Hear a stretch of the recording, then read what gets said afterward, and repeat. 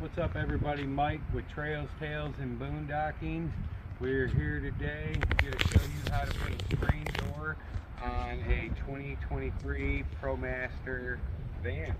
So we got the van in camp with the magnetic door enclosure and the zipper sides. We went ahead and pulled all of the rubber seal off in the directions it says start at the top, work your way down to the bottom. We did that. We didn't like how much slack we had, so we'd take it all off, and this is our second time doing it. So we figured we'd jump on and show you guys some of the tricks that we figured out.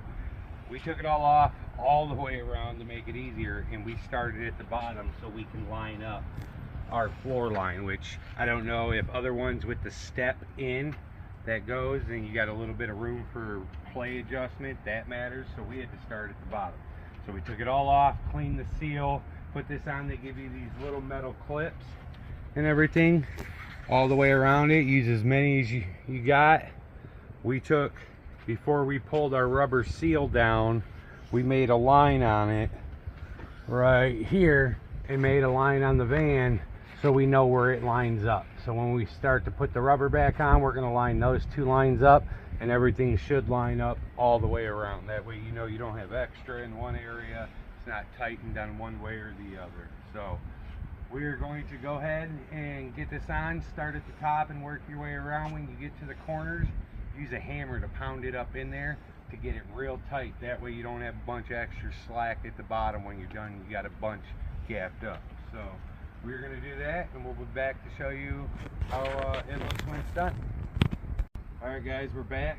We got the trim all the way around it done. Like I said, we started up here where we marked our line, put some clamps on it that they gave us to help hold it, and then when we got to this corner, I used the side and helped pull it up, and then hammered it on so it attaches all the way up in the corner, because if you just kind of try to push, it doesn't get tight enough. When you work your way down to the bottom, you got this gap that doesn't sit right. So really, when you get up here, leave it loose and start hammering at the top and slowly work your way around as it's pushing up and taking up the slack from the bottom. So all we have left to do now is trim the access off all the way around it so our door latches and stuff close and our mechanisms don't hit it. Have a couple things back here we gotta obviously trim it out, put our board back on the back of our sink, put our cabinet back in, and we will be done. We'll be back when it's all done, and we'll show you guys how it looks and works. Alright guys, we're back. We are all done. Got the weather strip on. We took and trimmed off all the access all the way around it. Luckily we had a little torch where we were able to go over the edges and burn them to kind of reseal them because they frayed a lot. I had to use a razor blade because it was close and my pair of scissors were dull. If you got a good pair of scissors, it might not fray as bad, but all in all, everything worked out pretty good. The only thing I'm not the happiest with is, I'll show you guys this. Zip it down.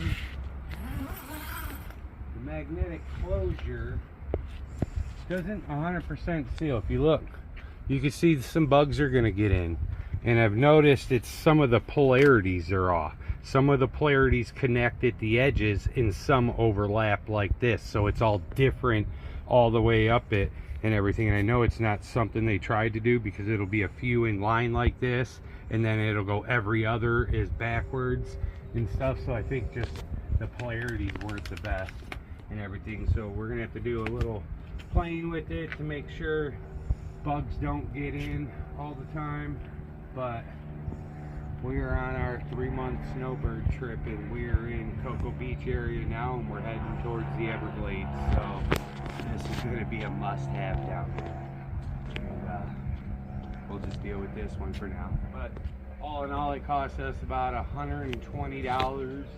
Screen seems to be decent. If the magnets were better and they all overlap, and there was no seam for the bugs to get in at all, I'd be totally happy. Other than this right here, I'm happy with it. I couldn't really find one that fit the ProMaster that had the zip. I thought the zip was going to be annoying, but I would almost prefer the zip so I didn't have holes.